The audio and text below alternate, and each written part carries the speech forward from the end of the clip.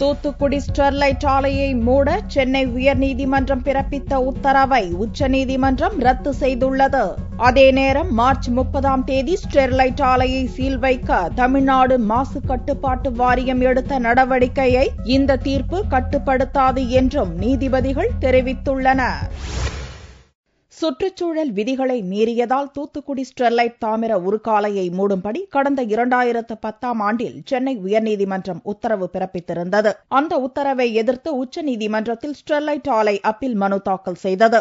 இதன் மீதான விசாரணை முடிந்த நிலையில் செவ்வாயன்று நீதிபதிகள் பட்நாயக் தலைமையிலான பெஞ்ச் தீர்ப்பளித்தது. ஸ்டெர்லைட் ஆலையை மூடும்படி சென்னை உயர்நீதிமன்றம் பிறப்பித்த உத்தரவை ரத்து செய்த நீதிபதிகள் சுற்றுச்சூழல் விதிகளை மீறியதற்காக ஸ்டெர்லைட் நிறுவனத்துக்கு 100 கோடி ரூபாய் அபராதம் விதித்தும் தீர்ப்பளித்துள்ளனர். ஆலையிலிருந்து கழிவுகளை வெளியேற்றியதன் மூலம் நீண்ட காலமாக சுற்றுச்சூழலை மாசுபடுத்தியதற்காக விதிக்கப்பட்டுள்ள 100 கோடி அபராத தொகையை 5 ஆண்டுகளுக்குள் ஸ்டெர்லைட் நிறுவனம் செலுத்த வேண்டும் எனவும் பட்நாயக் தலைமையிலான உச்சநீதிமன்ற பெஞ்ச் உத்தரவிட்டுள்ளது. ஸ்டெர்லைட் ஆலை மீண்டும் இயங்க தடையில்லை என்று உச்சநீதிமன்றம் தீர்ப்பளித்திருந்தாலும் விஷவாயு கசிந்ததால் ஆலையை மூடும்படி மார்ச் 30ஆம் தேதி தமிழ்நாடு அரசின் மாசு கட்டுப்பாட்டு வாரியம் பிறப்பித்த உத்தரவை இந்த தீர்ப்பு கட்டுப்படுத்தாது என்று நீதிபதிகள் தெரிவித்துள்ளனர். இந்த நடவடிக்கைக்கு முன்பே தீர்ப்பு எழுதப்பட்டு விட்டதாகவும் நீதிபதிகள் குறிப்பிட்டனர். எனவே தற்போதைக்கு ஆலையை திறக்க முடியாத நிலையே நீடிக்கிறது. எனவே மாசு கட்டுப்பாட்டு வாரியத்தின் உத்தரவை எதிர்த்து நீதிமன்றத்தை ஸ்டெர்லைட் நாடும் என்று எதிர்பார்க்கப்படுகிறது.